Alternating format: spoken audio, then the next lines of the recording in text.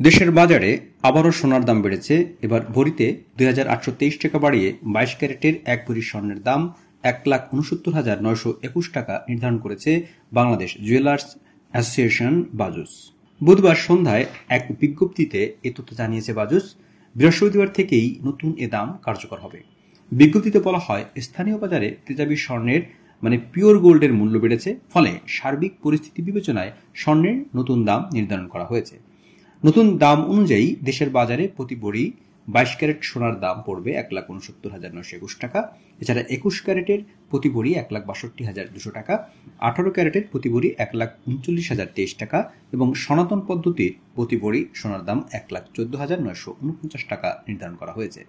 বিজ্ঞপ্তিতে বাজুস আরও জানায় যে সোনার বিক্রয় মূল্যের সঙ্গে আবশ্যিকভাবে সরকার নির্ধারিত ৫% ভ্যাট ও বাজুস নির্ধারিত ন্যূনতম মজুরি ৬% যুক্ত করতে হবে। তবে গহনার ডিজাইন ও মানভেদে মজুরির তারতম্য হতে পারে। এর আগে সবশেষ ১৭ মে দেশের বাজারে সোনার দাম সমন্বয় করেছিল বাজুস।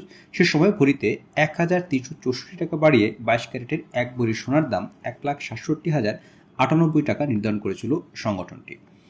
এছাড়া ২১ ক্যারেটের প্রতি ভরি ১,৫৯,৫০৫ টাকা, ১৮ ক্যারেটের প্রতি ভরি ১,৩৬,৭১৪ টাকা এবং সনাতন পদ্ধতির প্রতি ভরি সোনার দাম ১,১২,৯৭৮ টাকা নির্ধারণ করা হয়েছিল, যা কার্যকর হয়েছিল গত ১৮ মে। এ নিয়ে চলতি বছর ৩৬ বার দেশের বাজারে সমন্বয় করা হলো সোনার দাম, যেখানে দাম বাড়ানো হয়েছে ২৪ বার আর কমেছে মাত্র ১২ বার। আর ২০২৪ সালে দেশের বাজারে মোট ৬২ বার সোনার দাম সমন্বয় করা হয়েছিল, যেখানে ৩৫ বার দাম বাড়ানো হয়েছিল আর কমানো হয়েছিল ২৭ বার। সোনার দাম কমানো হলেও দেশের বাজারে অপরিবর্তিত রয়েছে রূপার দাম। দেশে ২২ ক্যারেটের ১ ভরি রূপা বিক্রি হচ্ছে ২,৮১১ টাকায়। এছাড়া ২১ ক্যারেটের প্রতি ভরি ২,৬৮৩ টাকা, ১৮ ক্যারেটের প্রতি ভরি ২,২৯৮ টাকা এবং সনাতন পদ্ধতির প্রতি ভরি রূপা বিক্রি হচ্ছে ১,৭২৬ টাকায়।